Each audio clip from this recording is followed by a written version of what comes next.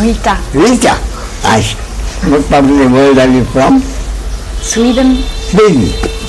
I see. So, what can I do for you? I have a question about... Please. You were here before. Have you been here before? Were you here yesterday? Yeah, for some days. Oh, for some days. That's good. Yeah. Yeah. I have a specific question about something that happened to me 2 years ago. Yeah. When I was in India, and I did for the first time a Vipassana retreat. I see. So I didn't know from before what that was. Where was this? With Vega? Yeah. Vipassana? Yeah. I see. And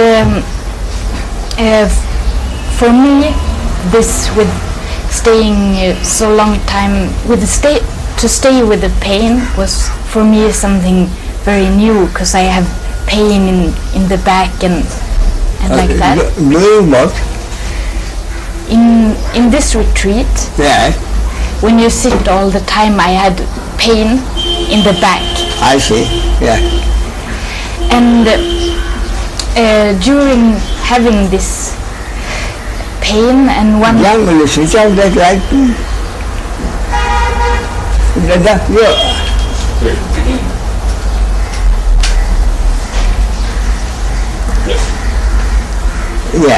Yeah. But in spite of that, you continue to do that? Pardon? In spite of the pain in the back, you continue to do the Vipassana meditation? Yeah, for the first day, when I had strong pain, I just moved a little bit to release that, and then I sat.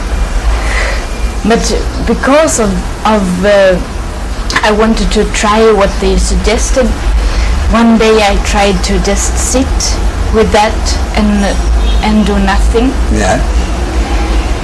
And at that day when I did that, I realized that I found myself in a great freedom and very bright. And what happened to the pain? The pain disappeared? No, it was still there at the same time. But after, when the bell rang and I went out from there, I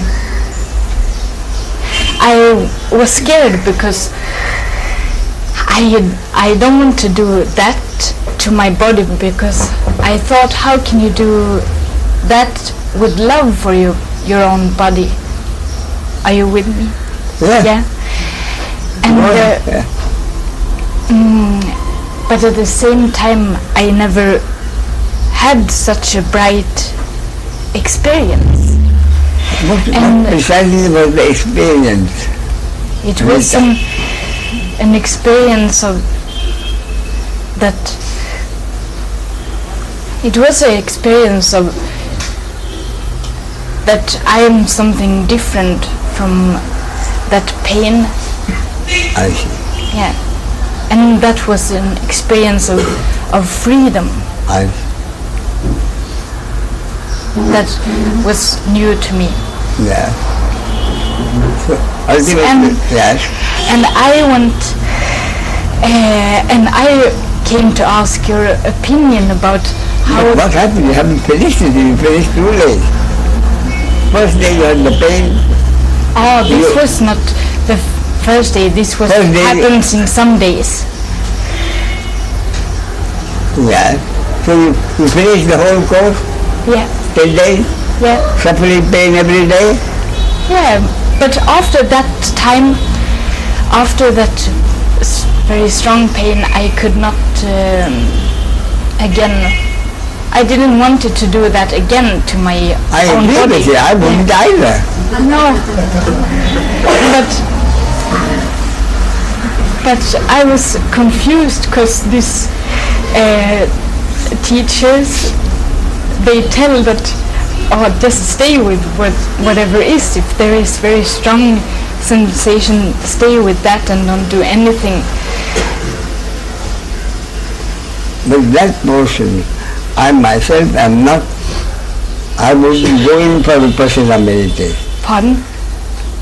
Look, I'm told, if I sit there, and if there is an itch, if there is an itch on my face, I'm supposed to sit there and watch the itch, witness the itch, and the itch is supposed to go away.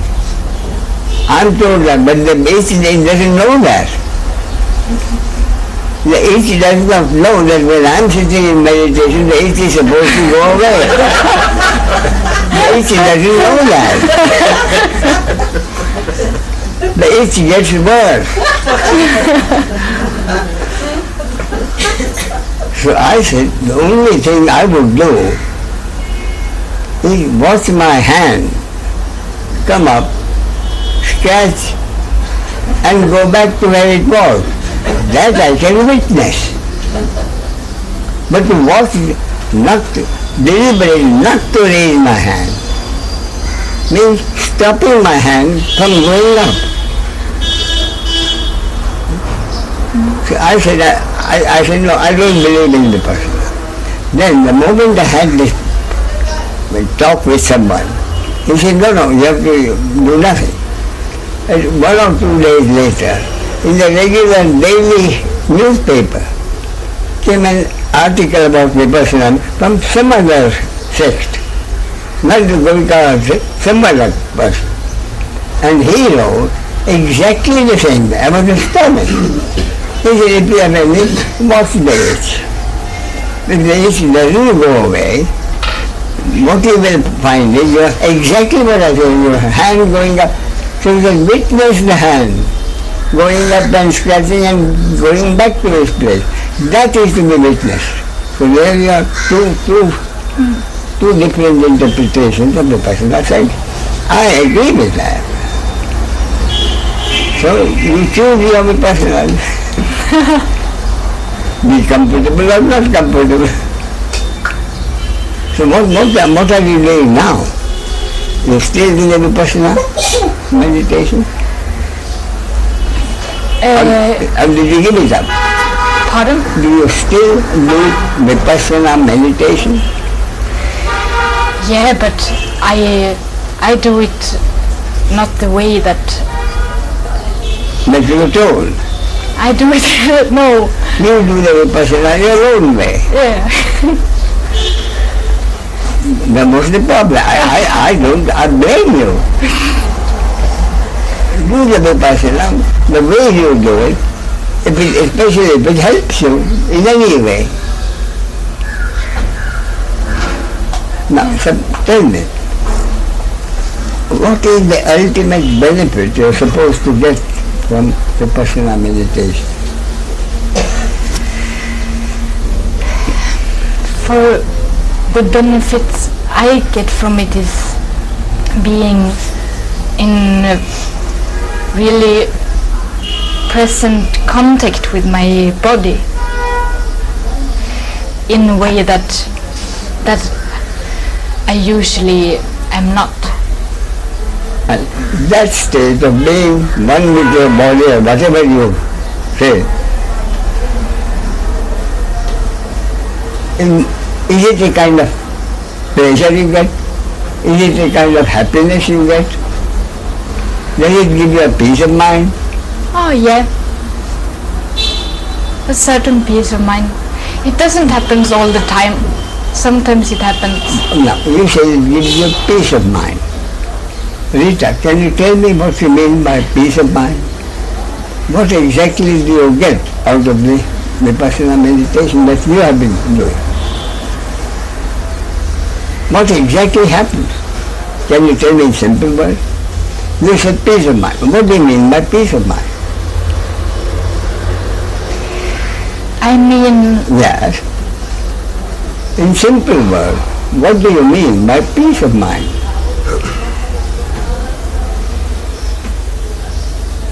It is about accepting. It's accepting for me. Not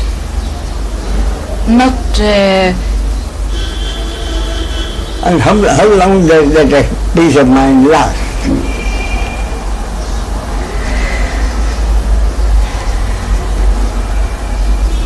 Does it last the whole day? No, it comes and goes throughout the day. So if something comes and goes during the day, it is like pleasure or pain. Pardon? It is like pleasure or pain. The peace. What comes and goes is another pleasure. So what you are calling it, the peace of mind which you are calling, is another kind of pleasure. Isn't that right? Yep. Sure. So pleasure and pain comes. You have found a new type of pleasure. But the peace of mind that I mean, it lasts me the whole day. And what do I mean by peace of mind? Whether I am enjoying pleasure at the moment or pain at the moment, I know that there is no control over it. So I accept the pleasure and enjoy it. I accept the pain and suffer it. But throughout, I am at peace with myself. So what do I mean by peace with myself? I mean very clearly, even if I am suffering pain at the moment, I am never uncomfortable with myself. I may be uncomfortable, the body may be uncomfortable because of the pain, but there is nothing I can do about it. So I accept the pain.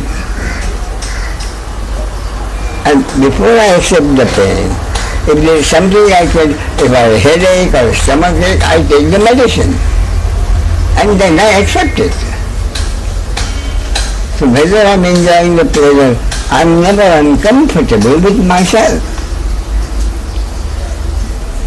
So for me, peace of mind means never being uncomfortable with myself, nor am I uncomfortable with the other. So throughout the day, whether I am enjoying pleasure or suffering pain, I am never uncomfortable with myself or with the other. That is what I call peace of mind. All day, daily living means my relationship with the other. And I have peace of mind because I am never uncomfortable with the other or with myself. This lasts the whole day. That is the peace of mind, I think, which every human being ultimately wants. But what you call peace of mind is a feeling which comes and goes. That feeling I call pleasure, not peace of mind. So if you do vipassana meditation and you get a pleasure of a special kind, you are welcome to it. But if in order to have the pleasure of that special kind, you have to suffer pain, you have to decide whether the special pleasure is worth the pain.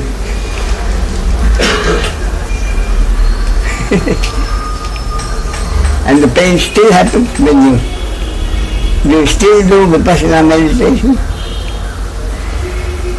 Yes, sometimes. Yes. But what you say, you still do vipassana meditation. Yeah, but not for that long time, and not with that exactly that these teacher told. Nowadays I want to do more comfortable for my body. Yes, with that I'm entirely in agreement with you. Yeah. So you do the vipassana the way you think you should do, which means there is no pain, is it right? Oh, there can be a small, but just... So the small pain is worth the greater pleasure you have. Yeah. That is why you do vipassana meditation. Yeah. That's fine. So what is the problem? There is no problem. I just wanted to hear your opinion about that. Yes, about that as I told you. Yeah. My problem with vipassana was this. Pardon? My problem with the vipassana was, if I have a what do I do? I'm told the itch goes away, but as I said, the itch doesn't know whether it is supposed to go away. So then I said, that, and another sect of vipassana, That is exactly what should happen. Then I watch the itch get worse and worse. Then automatically I watch my hand going up there and the hand goes back again. Even that I witness. And that, this other said, is what vipassana really is. Because if you keep thinking about the itch getting worse, how can you do any meditation? Anyway, that part of it. But my point is, vipassana or any other meditation, what you do is you do get a certain peace of mind, but as I said, it's temporary. Because you do the meditation. But for me, any kind of meditation, vipassana meditation, any meditation, the real meditation is when not you do the meditation. Because when you do the meditation, you would naturally expect something to get something out of it. You do meditation. You want something. For me, that is not meditation. For me, meditation is when it happens.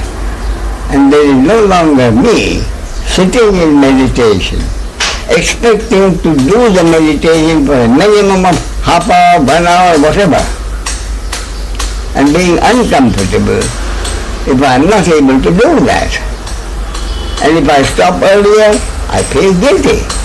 For me, that is not meditation. For me, meditation is, you start the meditation, of course, in any situation.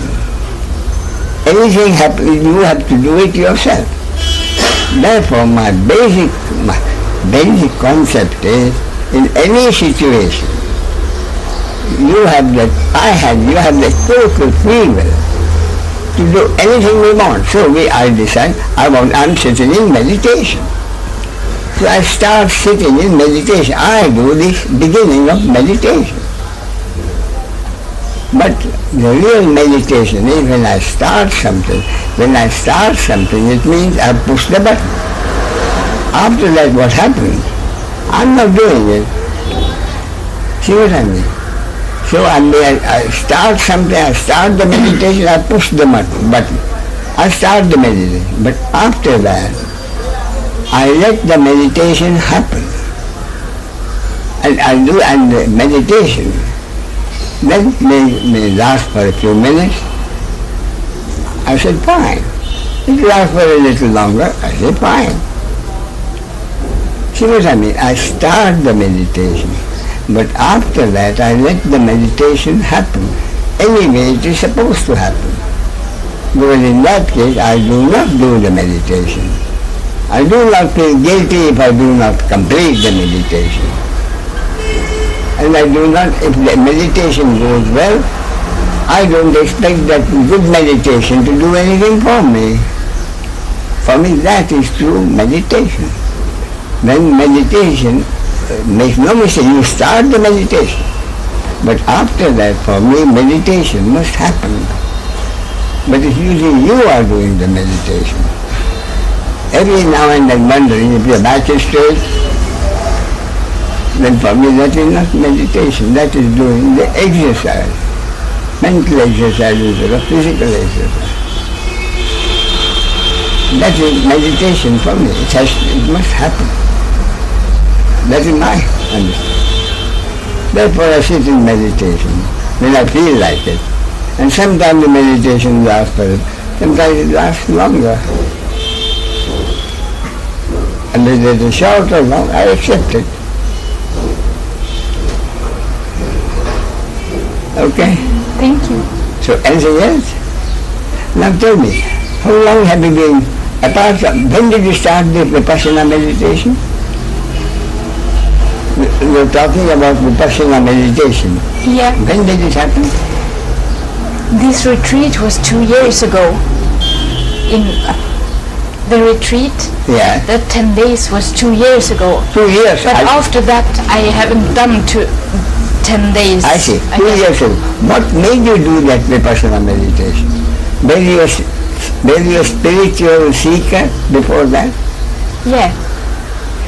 And I wanted to try what it was like, because I haven't tried it before. Quite right. Therefore, how long were you a spiritual seeker before that you started the vipassana meditation? Maybe 2 years before. That? I see. 4 years ago. How did it first begin, do you remember? Your interest in spiritual seeking. How did it begin? Do you remember?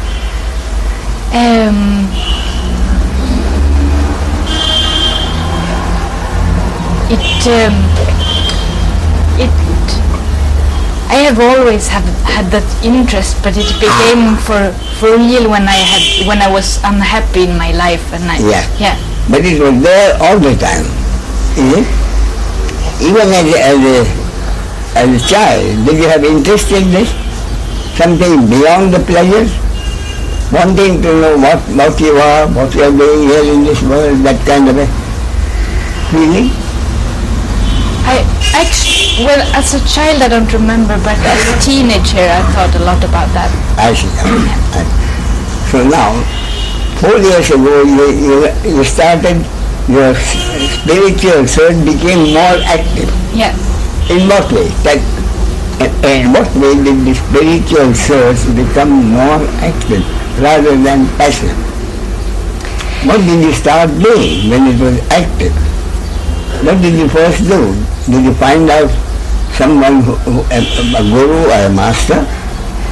No, not at that point. No. Because did you start reading some book? No, first thing I did was a therapy with Osho meditations. I see. So the first experience was with Osho then, is it? 4 years ago? Yes, 5 years ago. 5 years ago. Where was it? In Sweden? Yeah. I see. There was an Osho center in Sweden? Yeah. I see. So, when you went there, what did you expect to get out of your association with the Osho center? What did you expect to get? Actually, I didn't know anything about Osho, and I had never tried meditation before, so for me that was completely new. Yes. What I expected was some kind of change, because the way so what I expected and was a change in my life. A change in your life? Yeah. Obviously a change in your life for the better. Yeah, of course. So what was the change you were expecting? That's what I'm saying. Before that, life meant sometimes pleasure, sometimes pain. Yeah. That is life for everybody all the time. Yeah. Instead of sometimes pleasure, sometimes pain, you expected a change. Yeah. You expected to get a change after you went to the Osho center. Sure. What was the change that you expected? More pleasure, less pain? Of course. More happiness. More pleasure, less pain. Yeah. And that's my basic point, my basic concept, Rita, my very basic concept is the two aspects. One aspect, no one can know what the next moment will bring, pleasure or pain. And the other aspect, closely associated. For me, no one can know the total amount of pleasure I'm going to enjoy in my life, the total amount of pain I'm going to suffer in my life, because both are predetermined. Both are predetermined. That is my firm belief. Do you believe in that? That whatever is going to happen to anybody is already predetermined. No one can change it. No one can change it. If I go to some important place and do some puja, even then my concept, what is already predetermined, cannot be changed. That is my point. In other words, everything that is going to happen to me and everybody in the world is already predetermined. That is my concept. But that concept I understand now is accepted by the top physicists and the top mathematicians. According to their calculations, they have also come to the conclusion that everything is indeed predetermined. So what is the concept for me? For them it is the truth. It is a scientific fact. Everything is predetermined. And the basis of that, I understand it. I was never very good at physics. But the physicists say the whole manifestation is a block. It's the Big Bang and the manifestation of the block is there. It's already there. Therefore, it's predetermined. See what I mean? Therefore, my basic concept, nothing I do which can possibly reduce my pain and increase my pleasure. That is my firm conviction. You see what I mean? Therefore, my basic question, my basic focal question is, what does someone like us, reasonably comfortable in life, as there are millions of people below the poverty line, what does someone like us, reasonably comfortable and also has this basic acceptance that the very essence of life is uncertainty. Nobody can know what the pleasure is going to, pleasure or pain next moment, or the total amount of pleasure. That is the basic rule of life, in which we are supposed to live our life in the circumstances in which we have been placed. Circumstances in which we have been placed is that we are reasonably comfortable in life, for which I have always been tremendously grateful to God. So in these circumstances, never knowing what the next moment is going to bring, what do I want most in life? That is my focal question. What does someone like us, reasonably comfortable in life, want most? Knowing that nothing can change, can reduce my pain, increase my pleasure. That's there, firmly there. So with that condition, what does someone like us want most? That is my focal question. So therefore, someone wanting the pleasure to be increased, pain to be reduced, I say for me it's impossible. Therefore, increasing pleasure, reducing pain does not come in my focal question. That is already fixed. So what does someone like us want most in life? What do you think? And that I came to the conclusion is what I call peace of mind. Peace of mind, again, now Rita, what I talk about, I don't talk about from what I've read in the book. I talk about my personal experience in this spiritual search. And when I talk about my experience, I am not talking about what they call the spiritual experience. Many people have had that. At one point, any time, whenever they suddenly had the experience of oneness. They really truly had the feeling there is no individual here. Everything is one. And many times they were afraid. Brought them fear. But still, that's an experience of there may be called oneness. That is what is usually called a spiritual experience of oneness. Very often, what that experience does to most people, they experience, they feel themselves so important, so special. Nobody they know has done this kind of experience. But I have had that experience. And it is so wonderful that for the rest of my life I keep seeking more experiences of that kind. And forgetting that experience came not because they wanted it or they tried anything, it happened. So unless somebody is lucky enough to say it happened, or that it happened, I enjoyed it. But if you, what generally happens is, a spiritual experience is pursued. And the more they pursue, the farther it goes.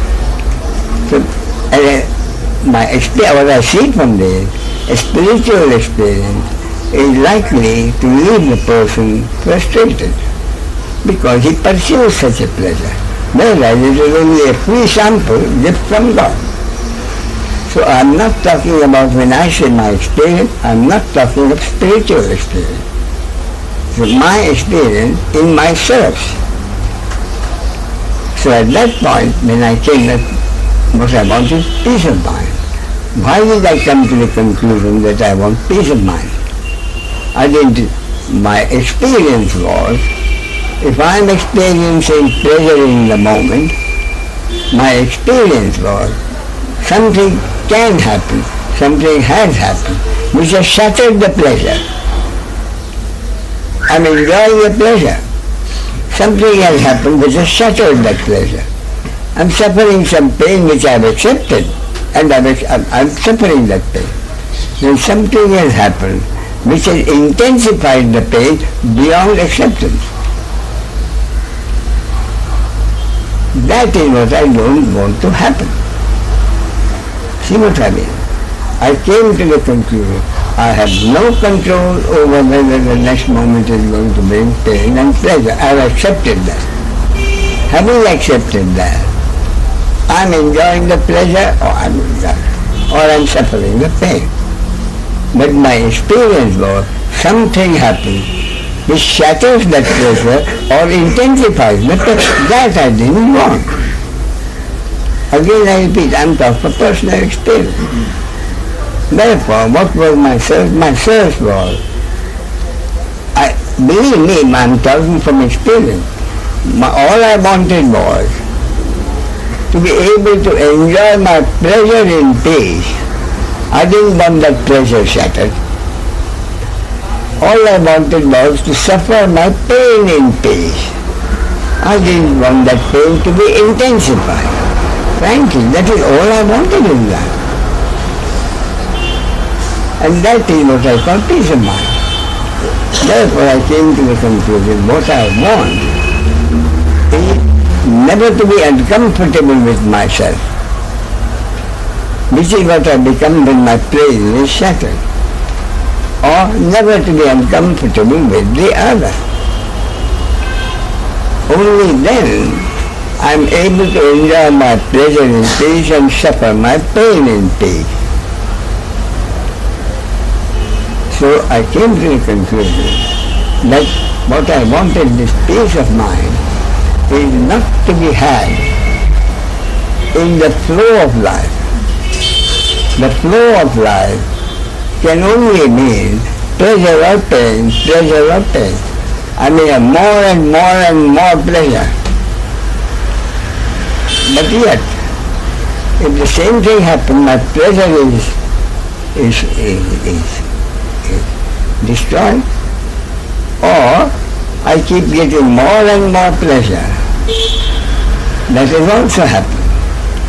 In this case, the multitude of pleasure to indifference, insensitivity, pleasure lost its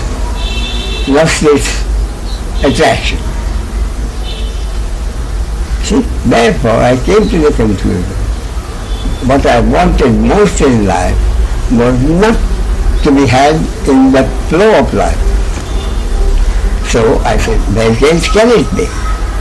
So my argument was, therefore, the happiness which I am seeking, not to be found in the flow of life, Therefore it must lie in my attitude to life. Pleasure or pain, but my attitude to life. So next my step was, what has been my attitude to life so far, which has not brought me the peace of mind? An attitude to life clearly means my attitude towards the other. Morning till night, what is daily living? My attitude to life means my attitude towards the other. The relationship between me and the other. Morning till night, daily living means my relationship with the other. The other may be a close relative, my parent or my wife or child or a close relative or a neighbor or someone connected with my business or occupation, or a total stranger. And in a day's work, no one knows who the other is going to be. Close relative or a total stranger. And my relationship with the other now has been that it has never been harmonious. In a certain way, I'm scared of the relationship. My relationship with the other, is that going to mean my pleasure being shattered or my pain being intensified? And I notice, therefore, that my relationship with the other is not harmonious. Why was it not harmonious? Then I remember that I look at the easiest term, I look on the other with suspicion. A good friend of mine, he comes, everybody in the experience comes out. He borrows some money from me. It wasn't easy for me to give him, but my old friends, I give him the money. And then never gets it back. Therefore, I'm scared even of my friends to be another someone may ask money from me. So suspicion of the other was the basis of why my relationship with the other has not been harmonious. Suspicion that he may want what I want. A child in school, every child experience everywhere in the world at any time is, a child is told, from tomorrow you are going to school. You must come top of the class. Life is competition. Life is not easy. You must always win. You must win in the classroom, you must win on the playground. So every child has that. So deep down, every child has been conditioned to treat the other as a potential rival, even potential enemy. So what happens is, someone I know is a potential rival. Someone I do not know, a stranger, is my potential enemy. So with that firm understanding, how could my life, relationship with the other, ever be harmonious? See what I mean? And that's where I was stuck. I can't have peace of mind unless my relationship with the other is harmonious. And not knowing what the other may do at any time to me, my relationship has never been harmonious. And it can never be harmonious. So does it mean I can never have this peace of mind? That was where I was stuck. That's what and I said, it's beyond me. Therefore, and that I had expected. That was one of my things. It was my blood to accept that anything that happens to me is my destiny, God's will, cosmic law. That is what I believed from the beginning. So I said, that is my destiny. But I said, I may not have peace of mind. And it may be the destiny of everyone not to have peace of mind. That also didn't seem to be true. because in my own experience, at least a few people have had peace of mind. They're transparently happy. So that when I was stuck, I could get an answer. And I decided not to think about it. I stopped thinking about it. Every time the thought came, I put it down. When I stopped thinking about it, literally my intellect surrendered. I can't find the answer. Then the answer came to me without at any moment. The answer came to me sometime from outside. From outside means obviously from the soul. Like Albert Einstein said. He was with a great humility. He confessed the equation E is equal to mc square for the theory of relativity. He confessed that equation came to me from outside. So I think now what happened is he must have given up. That's where I'm stuck. It's only frustration if I keep thinking, I shall stop thinking about it. I presume he did that. And he said the equation came to him from outside. Outside means the soul. And the answer came to me was that the answer has been there for every one of us in the basis of every religion. But we have forgotten it.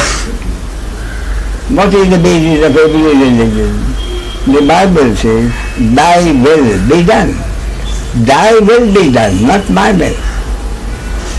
Which means, four beautiful, simple, the most beautiful word, thy will be done. That means, nothing can happen unless it is God's will. So whatever happens, which some people consider good, some people consider bad, some consider beautiful, some consider ugly, whatever it is there because it is God's will. Not my will or anybody else's.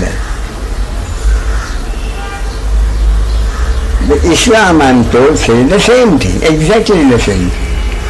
And the Hindu religion, Rita, says the same thing in a more powerful way. It says, thou art the doer, thou art the experiencer. Thou art the speaker, thou art the listener. Which means, it looks as if Ramesh speaks and Rita listens. Rita speaks, Ramesh listens. Isn't that right? But the Hindu religion says that is not so. It looks like that. But neither Rita nor Ramesh would be able either to talk or to listen if they were not conscious, if they were in deep sleep or under sedation. Neither could speak nor write, nor talk. Therefore, who does the speaking and the listening? Consciousness. Consciousness as the source of God. Consciousness does the speaking through this instrument, and the same consciousness does the listening through another instrument. Consciousness does the speaking through this instrument, listening through this instrument. And Rita and Ramesh think they are having a conversation. So even the simple thing like speaking and listening, that is all thinking. It can happen only if the consciousness wishes so. Therefore, it only means one thing. Everything in life that happens is a happening according to God's will, cosmic law. Through which person the happening happened, which people consider my act or your act, is also according to God's will, cosmic law. How a happening to you or me or anyone, affects the others for better or worse, is again according to God's will, cosmic law. In other words, it means that every human being is merely an instrument through which the source or God or energy or consciousness or awareness functions and brings about whatever is supposed to happen according to God's will, cosmic law. Every human being is merely an instrument through which life happens. That is the basis of every religion. But how many believe it? Even the priests don't believe it. So, only if I am able to accept totally every human being is merely an instrument, then there is a need for me to fear another instrument. Now I fear that he is a potential rival. But if I am able to accept totally, it is not my destiny to be hurt, if it is not my destiny to be hurt, no instrument can hurt me. No human being can hurt me unless it is my destiny to be hurt, and it's God's will that I be hurt. Therefore there is no need for me to consider the other as a potential rival or an enemy. He is an instrument, I am an instrument. So if I had that total acceptance, how will I have the peace of mind? Very simple. If I consider that I am only an instrument, then the moment I accept that I am impossible for me to do, I am not the doer of any deed, then the load of guilt which I carry for hurting others disappears. Similarly, the load of hatred I have been carrying for others who have hurt me, the entire load of hatred disappears. Hatred for me for hurting others, hatred for the other for hurting me. Then the entire load of hatred disappears. My relationship with the other is totally harmonious. We are all instruments through which God happens, God functions. If I am totally able to accept the fact that every human being is merely an instrument through which the source of God or consciousness functions and brings about precisely what is supposed to happen according to a cosmic law. In which case, no. In which case, I cannot help anybody. I cannot hurt anybody. No one can help me. No one can hurt me. With that understanding, my relationship with the other is bound to be harmonious. And a harmonious relationship, no hatred, means peace of mind. That is the conclusion I came to. But that acceptance has to be total. So, any question? No. Thank you. All right, then I'll give you two questions. The first question is, because they were my questions. They were my questions. I said, this is a beautiful concept. Even a damn fool will accept this concept, which suddenly removes this load of guilt and hatred. Lovely concept, even a damn fool will accept it. But my problem was, but is it a practical concept? Is it ever possible for me to live my life totally accepting that I am not the doer, when the society in which I live considers some action as my action and punishes me for my action as a bad one?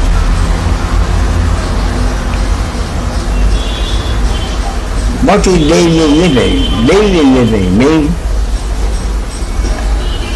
at any moment I am free to do whatever I feel like doing, as we started the talk with. I am free to do anything. The psychopath is free to do whatever he wants. Thereafter what happens?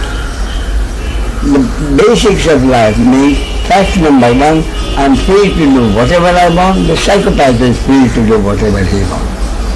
But thereafter, no one in the world has ever been able to know what the result of his action is going to be. See what I mean? Everybody is free to do whatever he likes, but no one knows what the action will be and what is everybody's experience. Sometimes I've got what I want, sometimes I've not got what I want, and sometimes what I got was beyond expectation. Many times for the worse, sometimes for the better. Which of the three things happened has never been in anyone's control. And thereafter what happened? Thereafter the society in which I live considers the result, one of those three things over which I have no control, as my action. Although I had no control over that, society considers that as my action. Judges it as good or bad, rewards me or punishes me.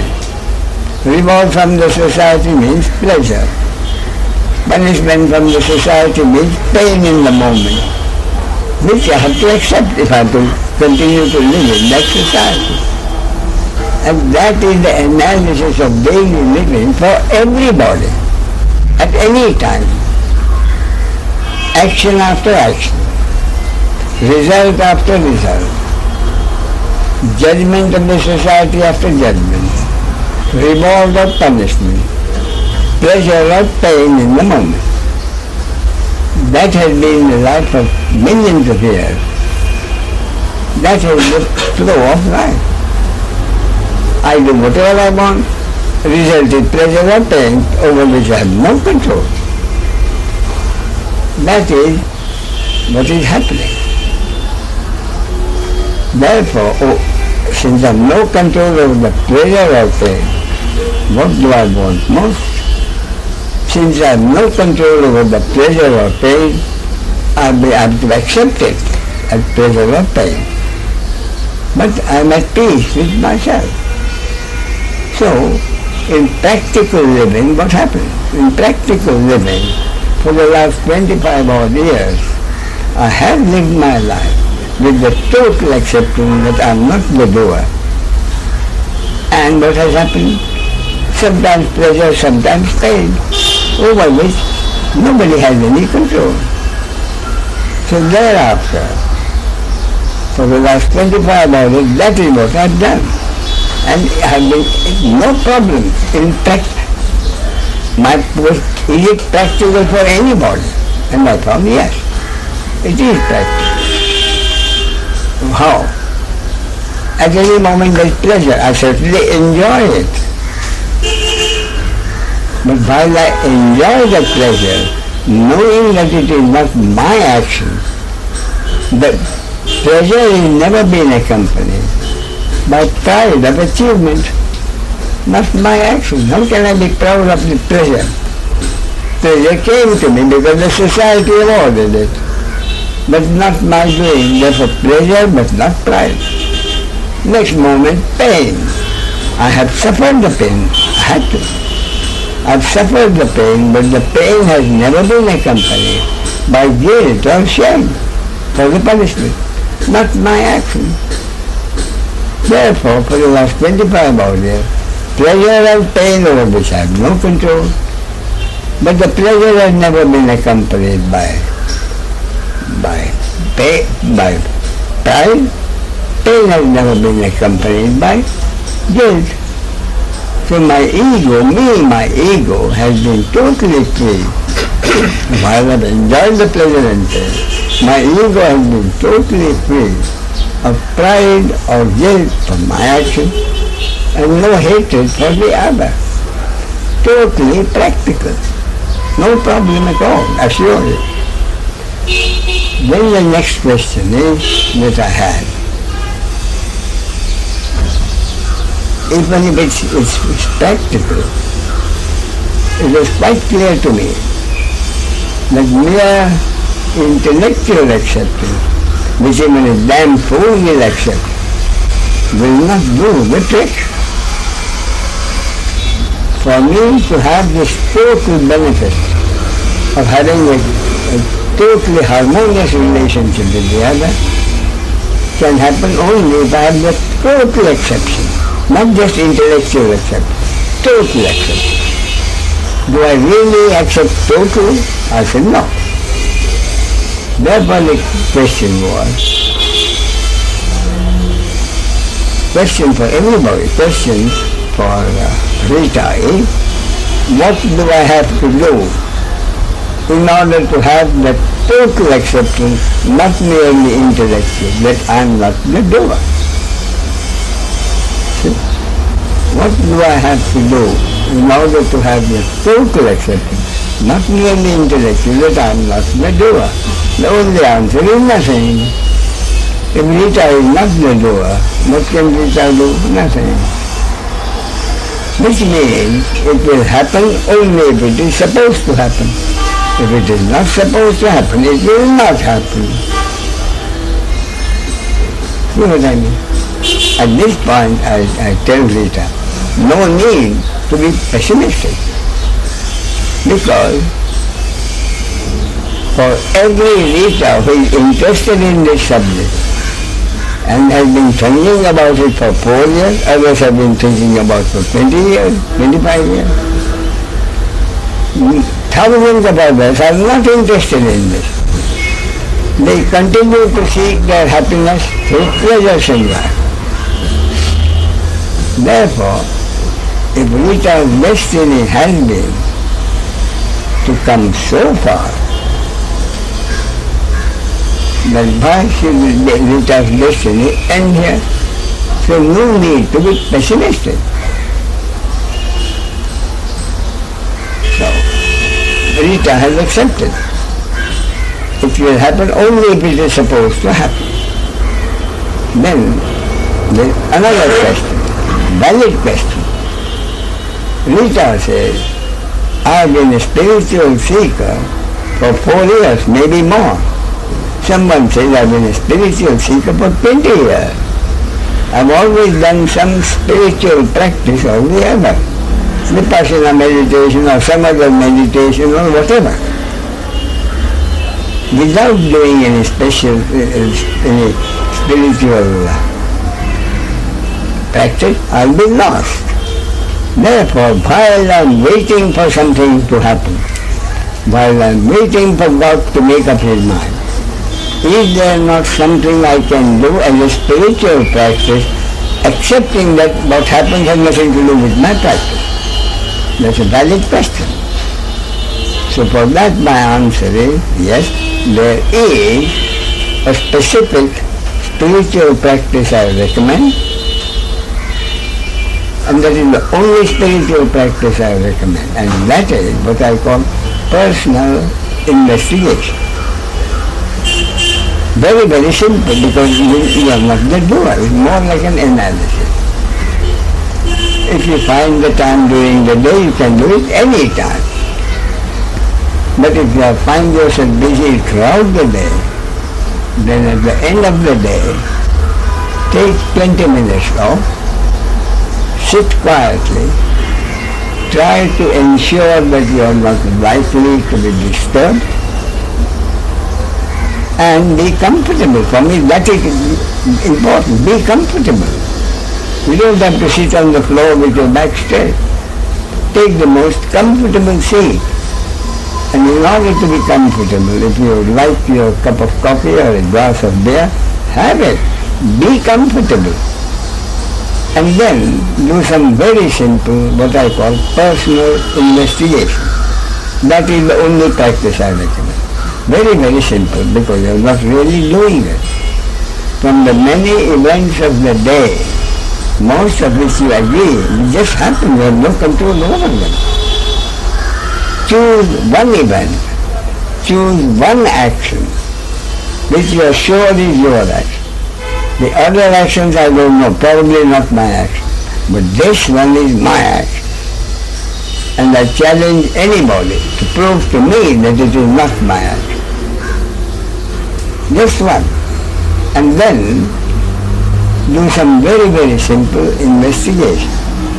if I consider this action as my action, did I decide to do that action at a particular time? My action. Did I decide to do that action at a particular time? You said, no, I didn't. Then you investigate. How did that action happen? If I didn't decide to do that action at a particular time, how did the action happen? And you remember, you had a thought. An idea had occurred. And that thought had led to your action. If that thought had not happened, your action would not have happened. And you had no control over the happening of that thought. How can you call it your action? See what I mean? Very, very simple. Merely remembering what has happened. And since you have done the investigation yourself and come to the conclusion that you are not the doer of an action you are so sure is your action, must make the acceptance go much deeper than the intellectual acceptance. Then you take another action and another, and I assure you, however many actions you investigate, every single time, without exception, you'll keep on coming to the conclusion that not my action. And each time it will keep on going deeper and deeper. You will find, if I had not happened to be at a certain place and time, and witnessed, had seen something, my action would not have happened. And I have no control over being at that place at that time. And more important, for something to happen, which I happen to see. Which I happen to see, or hear, or smell, or taste, or touch.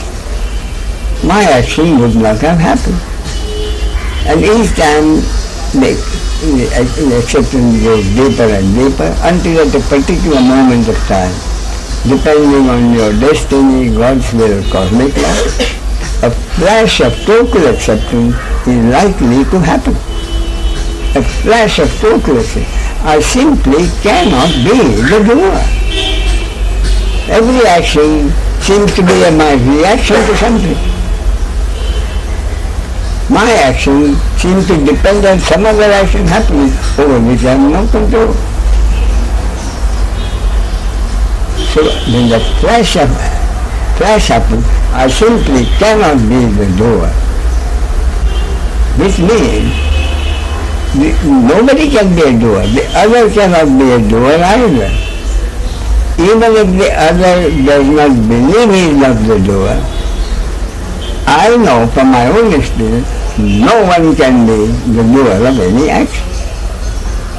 And once that total, when that flash happens, there is no more doubt.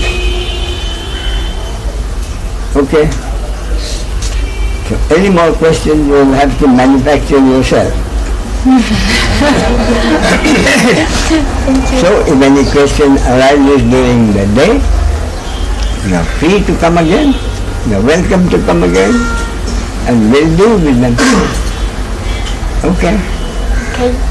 Thank you. Yes.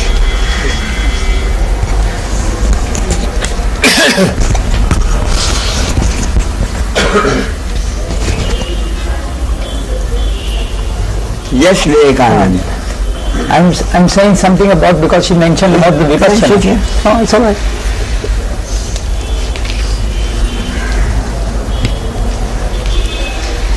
Because she mentioned something about vipassana. Yes, yes. I'm saying something Okay, good.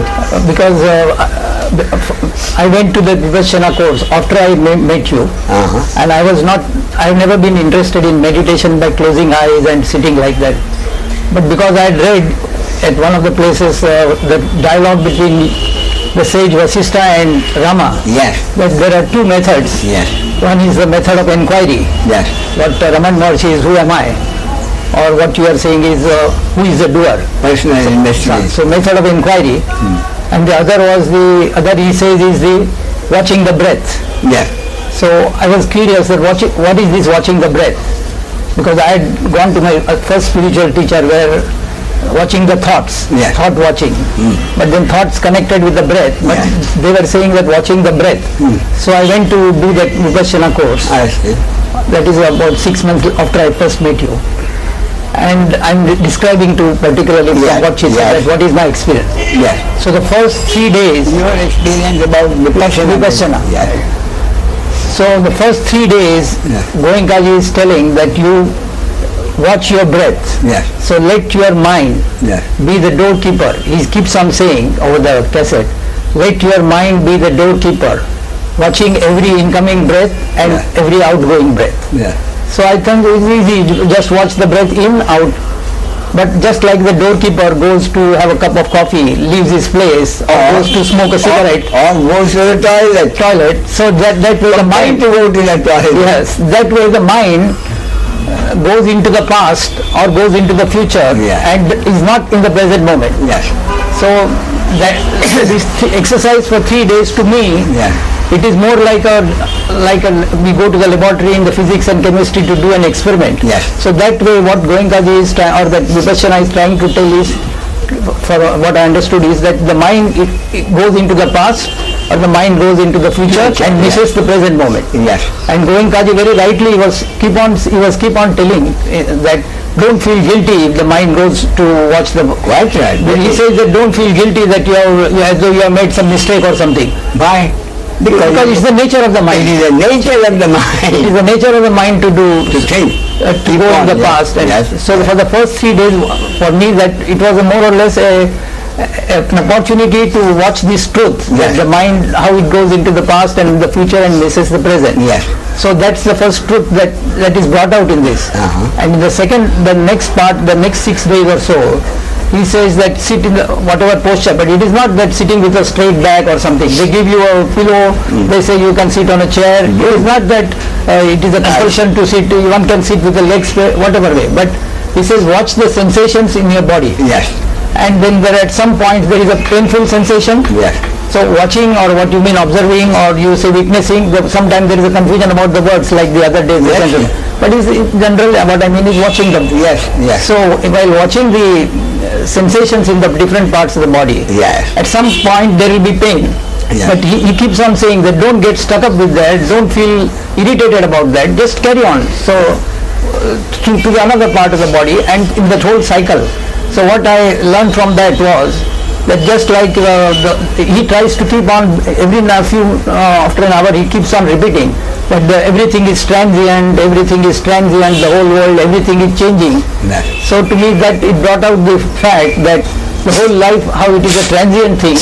Like in the winter the tree drops all the leaves, then the spring, the flowers and then the fruits. So like that the seasons change. Change is the very basis of life. Change is the basis of life. And everything is transient. So like the good health and some sickness, again back to good health, the prosperity in the business. So it brought out this fact for me in the next few days. So to me that is the more contribution of the Vipassana, that bringing out this. So that in the daily life when we, as you say, when we get stuck up on get involvement happens, then this can indirectly help you to cut off that involvement.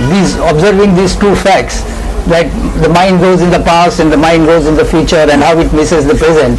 And the second, that everything, the change is the very essence of life and everything is transient. This itself brings out some, it makes you in a position to accept the things, accept what is in a more easier way than struggling with it. So acceptance becomes the part of life. So that's what I got the benefit out of that. But then subsequently he keeps on saying some other things which some of the things I didn't understand or I didn't agree with. But to my good fortune, wherever I have gone, whatever is I can accept, I imbibe in it and I don't struggle with it, because otherwise he was also saying that the concept is that if there is some pain point in the body, it is because of some samskara, some hatred that we have about somebody. It gets into that point, and when you watch this sensation, this will get sort of become loose and it will leave you. And then he says it's a long journey, you are on the first step, a lot of things to do, and this life, that life. So I do not believe in the future life and all that. So I was not into more. I certainly got these 2 points I wanted to bring out. Yes. So it is not, some people have taken up the wrong concepts of that vipassana, so I wanted to clarify this. And he keeps on saying that one needn't do it for 8 or 10 hours a day. There we do it for a long time, because he says that's one opportunity given to you. Course means he says that in daily life you have got so many other things to do, your livelihood, going to office, there you are here for 10 days, no problem of food, no problem of doing anything, no telephone, no newspaper. So you have got an opportunity to experiment and watch this too. Yeah.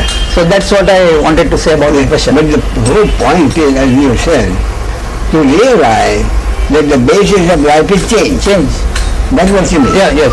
Nothing remains constant. And it is transient, it is changing. Yeah. But Vivekananda, is it not a fact of life, which we see it every moment? Yes. Pleasure one moment, pain the moment. Yes. Pleasure. So we know that the basis of life is. But this is just, I understand. So therefore I thought that to observe this, to realize this, there is no need to sit with closed eyes and do meditation. So I have never done it like that. I am watching life and watching life it. itself, one moment pleasure, one moment pain. Yeah. The pain and changing, transient and constant is the very basis of life. That's my problem. Basis of life is change. So that we have to accept. So while we live our life accepting the change, what do we want most?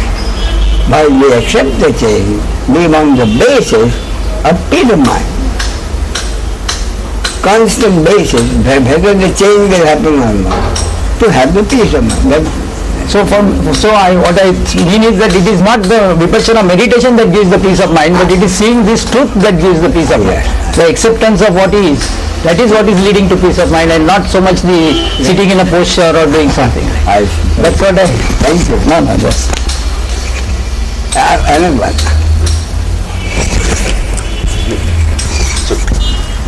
Yes, sir. My name is Louis.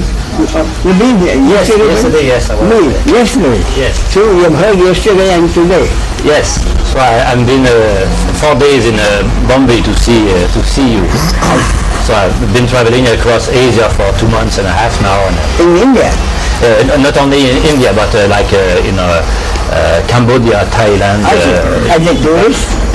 No, I've been a businessman before, and I sold my company. Yeah. So I just take a good time and as a tourist, as a holiday? Yes, tourist, yes. Tourism, long time tourism. As a holiday? I'm a bit like retired right now, so I can do what I want to do. So I'm very fortunate to do that. You have heard what I have to tell you. Any question, Louis? No, I have it's hard to have a question with you, because it's a very wise, words that you're giving. What part of the world are you from? I'm from Canada. Canada, yes. French Canada, yes. French Canadian, yes, exactly, yes. And it's just a comment. I've been used to think for a long time that I learned that in a business too, that anything can happen. Yeah. But it's only your response to that matters. Because it doesn't matter what happened to you. Yes. Because you don't know, as you say, the next moment. Yes. But you have the choice every time to say, there is this option A, this is this option B, C, or no answer at all, like a multiple choice in life. So it brings me a lot of peace to say that, yes, anything can happen, I have to accept that. Yeah. And it's like also... So you're a businessman then? Yes, I was a physicist before. Oh, really? Yes. Oh, I see. So I was a physics teacher and I had a business computer before too. So I see. Yes. So now, this is nothing to do with what I've already said. I just want information. Okay. What do you think is the most important thing for the chief executive officer of a business? Making decision, you do something. What do you think is the most important thing which the chief executive of a business has to keep in mind. What do you think? I mean, nothing to do with it. As a matter of interest. What do you think? You see, because business means making decisions. I think all the time making decisions. Yeah. And of course, when you make a decision, naturally, you will employ all the resources at your command. Yes. Get all the data. Get all the projections that your assistants have done. And then you make a decision. Yes, I make a decision. So, having made a decision, what is your experience for success of, what do you think the chief executive should do after making a decision later? You know, I rely very much on intuition. So my associate didn't like that so much, but I succeeded very much in my company. I had 75 employees, and I try to have like a culture of love. What I'm saying is, you have your employees, you have your chief assistants, you have your chief assistant. So when you make a decision, you will get all the information from all your people and the projections made. You will have all the data. Yes, I say. And then you make a decision. What is your advice, or what have you been doing to be a successful businessman? Having made a decision, then what? It's up to the will of God for me. When I did like a proposal, take a decision, after that I say, it's not in my hand anymore. No, I realize, because if it's a no for a contract, I say maybe there is a better. So other opportunities, so I try to learn from each thing. Many years ago, I read a book by a businessman, successful businessman. Small book, big type, so that it's focused. And what really impressed me is he said the main reason why chief executives fail in their business, in their duty, is because, which he himself didn't do. He said he made a decision. But he said that decision was arrived at because if I say yes, then I make the decision yes, then half my assistants have said yes, half my assistants have said no, and I have said yes. So he said, the important thing I have kept in mind, and that's why I am succeeded, is if my yes turns no, if my decision turns out to be wrong, the moment I realize the decision is wrong, I accept the responsibility. I say, yes, my decision was wrong, and I correct it. But you see, many of his colleagues, other chief executives, do not have the courage to admit that I'm the boss. Yes, I know. I made the, therefore they keep on with the wrong decisions. And get deeper into trouble. I saw that all the time around me. Other people. That impressed me a lot. In other words, to err is human, make a mistake is human. But the important thing is to realize that it's a mistake, acknowledge it is my mistake, and get the cooperation of others to change the mistake into something else. That's statement. You agree with that? Yes. I was working with a lot of my employees, taking decision together, because I was not the one doing the work at the customer. So they were the eyes and the ears for me. So for me, I had to rely on them, not to decide for them. And little later, few years ago, I came across another interesting fact, that in the highest of the, biggest of the companies, very secretly, very quietly, the CEO, almost every CEO, has an astrologer on his payroll. very secretly. And when an important decision, he gets it very secretly, he gets his view. But what they do is, various data are there. This man's projection, that is, and he takes that as part of the information available to him. He doesn't go by it. But he says, if there is some information, why should I neglect it? So almost every single but treats it like additional data. You know, sometime when I did this even was a bit, not with astrologer, but when I had to take a decision. So not astrology, tarot card. But I was looking at life, speaking to me. And sometimes when I was crossing the streets, and there was always a red light everywhere, when I was thinking about this decision, I say, this is a no. Because life tell me, don't cross this.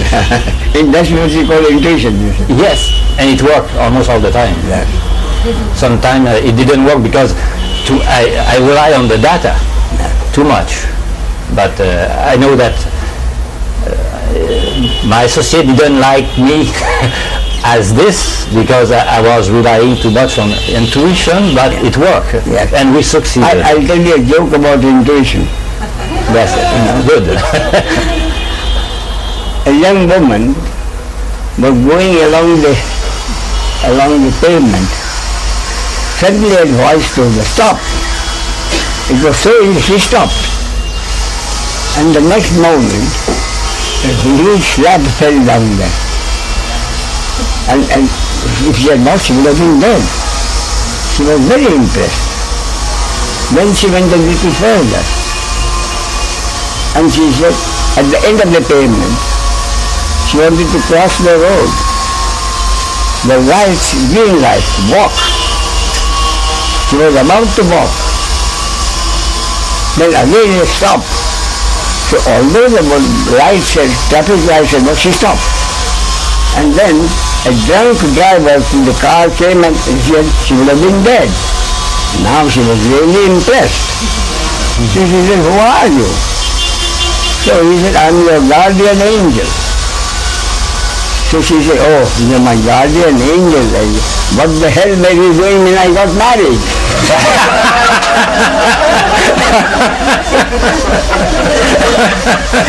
Why didn't you see?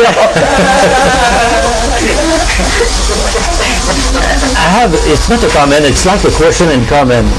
Please. Yes, when you talk about yesterday the process of the enlightenment you had with translating, and you speak today about the body-mind connection, all this perfect world.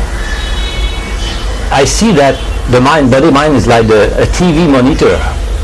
You know, when in the TV studios, they have all these people deciding in 5 or 10 second delays what we will put for the customer or the auditor.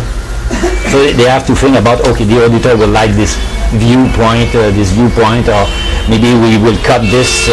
And so the mind is like a monitor. The peace of mind is like turning off the monitor, or the monitor, we don't care so much about the monitor doing. It's like the watcher seeing the monitor, but it's doing his job. So, but we are like observer, and we really accept what is happening as the monitor works, because we cannot stop the mind. The mind is still always working. As for a man and the enlightened one, the mind doesn't stop, because the body doesn't stop and the mind doesn't stop. So we just become aware that it's still working, and it's reacting to many stimuli around us, and as it's not really us doing or being the doer, but the body-mind continually reacting with pain or pleasure to decision taking, we just can relax, say, yes, he's doing that job. And so what you mean, the machinery in the body-mind organism is working not according to the orders of the individual ego, but to some orders more deeper than that. In other words, if you mean human being is merely a robot acting according to the instructions instilled in the robot. In a sense, Yes. but for many people it's a robot because it's always reacting to past memories, future expectation, conditioning, things like that. It will never really stop. Yeah. But if we are aware of this, we can be free. Now tell me, Louis, if you are able to, do you agree with my proposition that ultimately only thing we can do is to accept This working. whatever is to happen has already happened. We suppose, now, as I say, that nobody, that everything is happening. That if there is a total acceptance, no one does anything, everything is happening, which has already happened. If you had the total understanding, if you did have the total understanding, how do you think you will live your life? With peace of mind and I know, but what will how will you live your life in practical daily living, which will give you peace of mind? You still have to live your life. So how will you live your life? And living life means facing a situation. So with this total understanding, if it happens to you, total understanding, how do you think you will live your life? Living life means dealing whatever you have to do in a given situation. How do you think you will live your life? What do you think?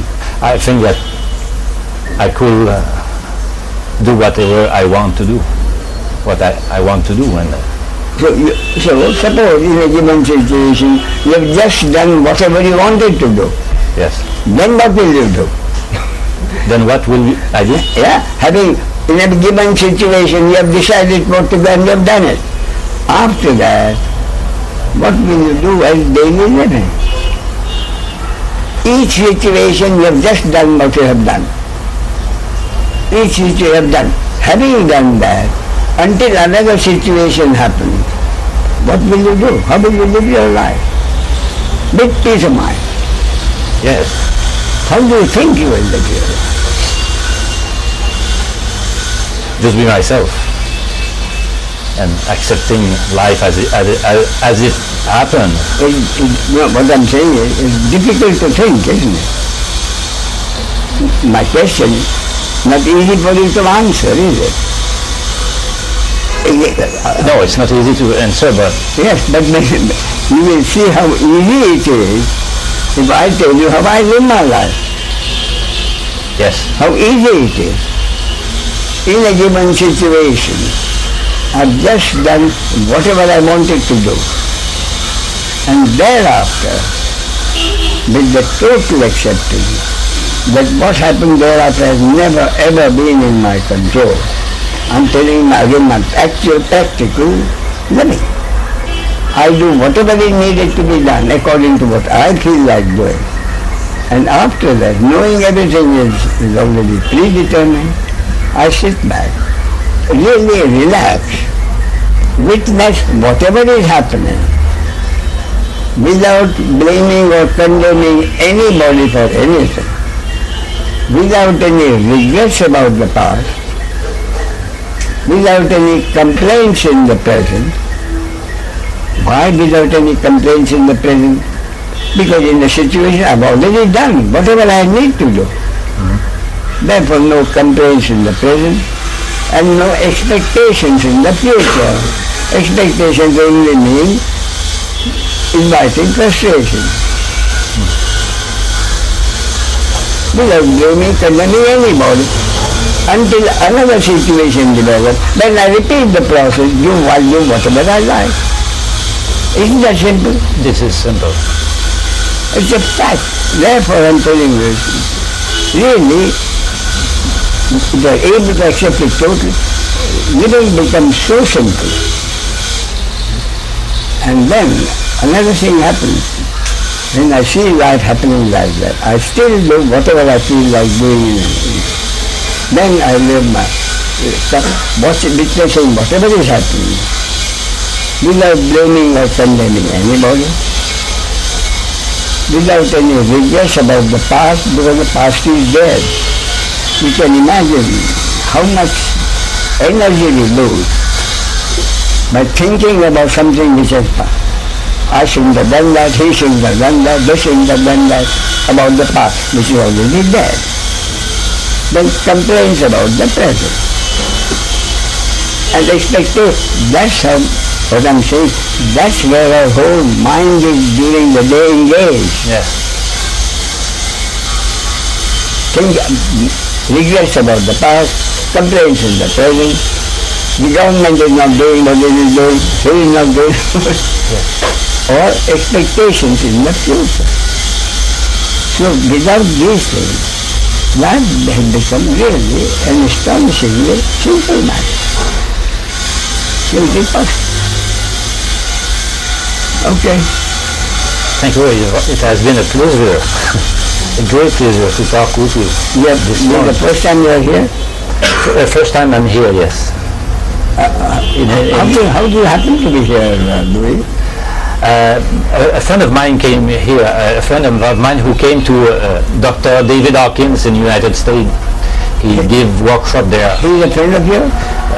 He's a girl is a friend of, that girl is a friend of mine. We met at the Dr. David Hawkins seminar in Arizona, United States. And she told me that she met you. And so I told her, I asked her where you were living, and I went to the website and I read about Advaita, non-duality devotion, something like that. And it was a lot like I was reading also from this author, almost the same experience of enlightenment, because he wrote in the book about that you had enlightenment. You are a great teacher. So I say, we like to feel the presence of Ramesh when I come in Asia. So that's why here to have the darshan, the meeting, see you high. Sure. Yes. Okay. Don't you have enough of your own concept? Yeah. Don't you do enough conceptualizing of your own? I don't stop. Why do you have to get entangled in other people's conceptualizing? They come and volunteer it, even if I don't ask. They volunteer their wisdom. So they realize you're a willing victim. Don't just take advantage of it. No, I don't even have to say anything. They'll come and they'll put a hand and they'll willingly tell me. They have many methods. Go ahead. Okay, so because I found doing it, I'm probably not doing it wrong. The first thing I can't conclude. Wait a minute. Then give me an example of a specific investigation you have done. Right. Yesterday, yeah. We go back to the treadmill. We go back to the treadmill. Do you remember I discussed this a few months ago with you? Yeah. The treadmill. Yeah. There's, as I said, there's a point in time when a decision is made to do it.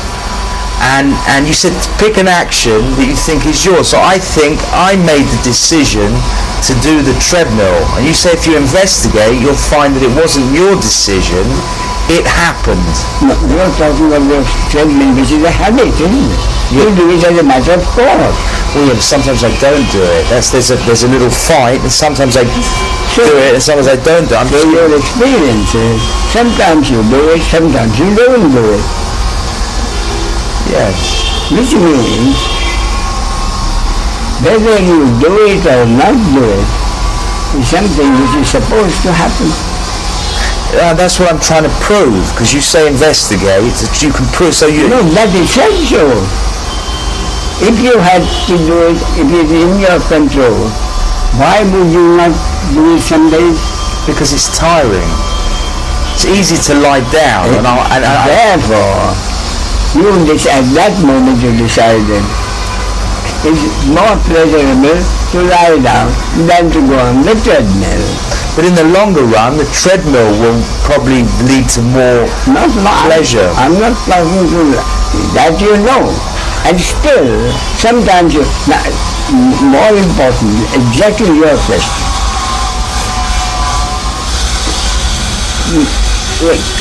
Cricket, Indian team goes to South Africa.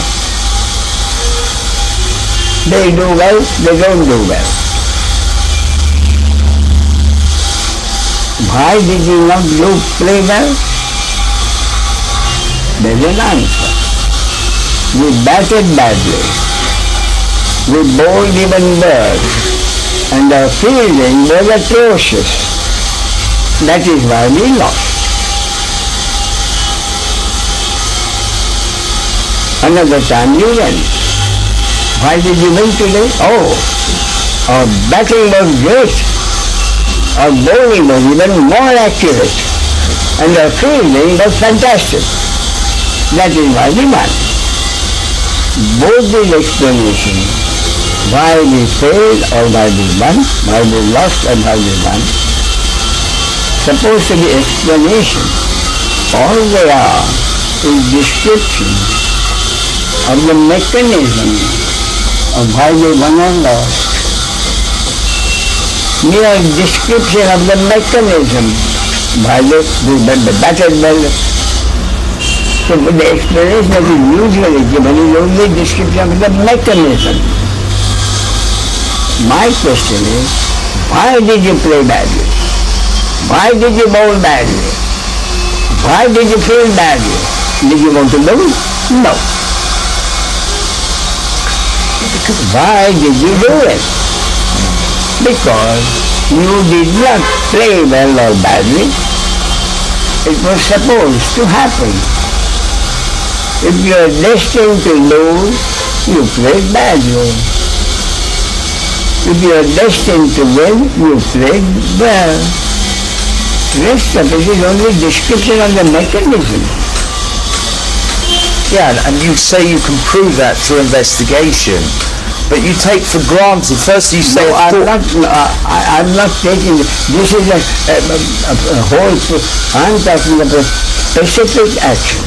I'll give you an example. Ramana Maharshi said, everything in life is predetermined. Promptly someone raised his arm and he said, is that also predetermined? Ramana Maharshi said yes. Unfortunately there it stopped. But if he had said, the Ramana Maharshi said yes. So the further question was, how can he say, I raised my arm? Then what would have been the answer? If the man has said, I say, everything is predetermined, somebody raises his arm. Is it predetermined? I say yes. Then the question will be, how can you, I raised my arm. How can you say it is predetermined? I decided now a minute ago to raise my arm. How can you say it is predetermined? The answer is, you would not have raised your arm if I had not earlier mentioned everything is predetermined. So your raising your arm was a reaction to prove that everything is not predetermined. Your raising your arm was a reaction to what I had said. If I had not said what I said, would you have raised your arm? No. That is the investigation. That is the investigation I talk about. Well, you said pick an action you're sure is your action. Yeah, that's what the man said. I raised my action. I raised my arm. My action. That is what we have just investigated. Alright, so you say it's either from a thought or something you've seen, heard, smelt, tasted, touched. So let's say a thought. Either your action is a result of a thought. So that's the one I'm investigating. There's obviously a thought at that moment to go on the treadmill. There's a thought, and like you said, there's a thought. It might be a deliberation before that, but at one point in time a thought comes which makes me go on the treadmill. Now you say that that's not your thought. So what I'm saying is you're taking for granted. How do I know that's not my thought? How can I conclude that a thought just arises? Except for you telling me. Very simple. Very, very simple, dear. Now this moment. Tell me what thought you are going to have next. Can you? No one can. No one can know what the next thought is going to be. No one can know what the next thought is going to be. The next thought can be a damn foolish thing, or it may be a brilliant one. But I can often predict. You cannot know what the next thought is going to be. And is it on that basis? And on that thought will depend your action. So it's on that basis that you're saying that they're not your thoughts. Is it just on that fact alone, or is there any way of investigating? What the next thought is going to be, no one in the world has ever known. Even if God takes birth as a human being, he will not know what the next thought is going to be. As a human being, he cannot know what the next thought is going to be. So then from that alone, you're saying I can assume that they're not my thoughts, because I think I'm thinking them. This is the whole. That is the whole point. That is the whole. No one can know. The thought can be a simple one. The thought comes, I'm hungry. I respond to that thought and go and eat something. Why did I go and eat? Because of the thought, maybe I'm hungry. So basic point is what the next thought is going to be. There's a simple thing like being hungry or going to the toilet, or a brilliant idea which the Microsoft man must have got, which made him the wealthiest man. Some thought at some point must have happened. So then even the idea of pursuing a thought is just more thought. There's no one to pursue a thought. Again and again coming to the conclusion that the action which I thought is my action was never determined by me to do something, but it is a reaction to some other thought or someone saying something, someone doing something.